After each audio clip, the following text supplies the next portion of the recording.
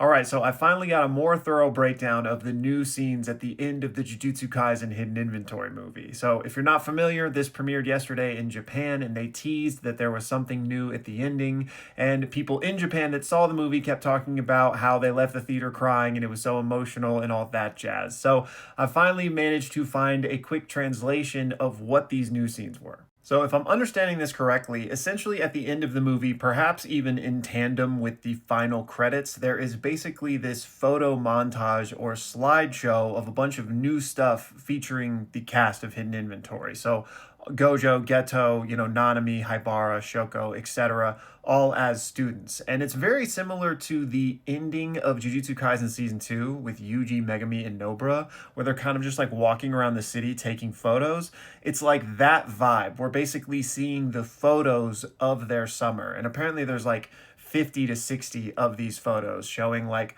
a lot of happiness in their life, which of course just made people very emotional after the events of Hidden Inventory. So I do have a quick synopsis of some of the specific photos that they showed. So, I don't have the photos obviously, but let's just run through these. They say that we see Haibara stuck upside down in a dumpster, unable to get out. In another one, all of the boys are at some sort of festival. In yet another one, we see the girls, Shoko, Urahime, and Meme, come out of something, maybe like a movie, and they're all like hugging each other. Then we see a photo with everyone in it, and Gojo is apparently like playfully touching Geto's face to like be annoying to him. We see one that's described as Geto carrying Gojo like a princess. And then in one, we see Gojo, Geto, and Shoko are all in a house together eating lots of food, perhaps Geto's house because he seems really embarrassed. And then we have Gojo taking tons of selfies nonstop. Then there's one of Geto and Gojo asleep in their classroom, and the JJK Phantom Parade just released this image, which is that. So I don't know if like it was very similar to this or what, but I figured I'd throw it up.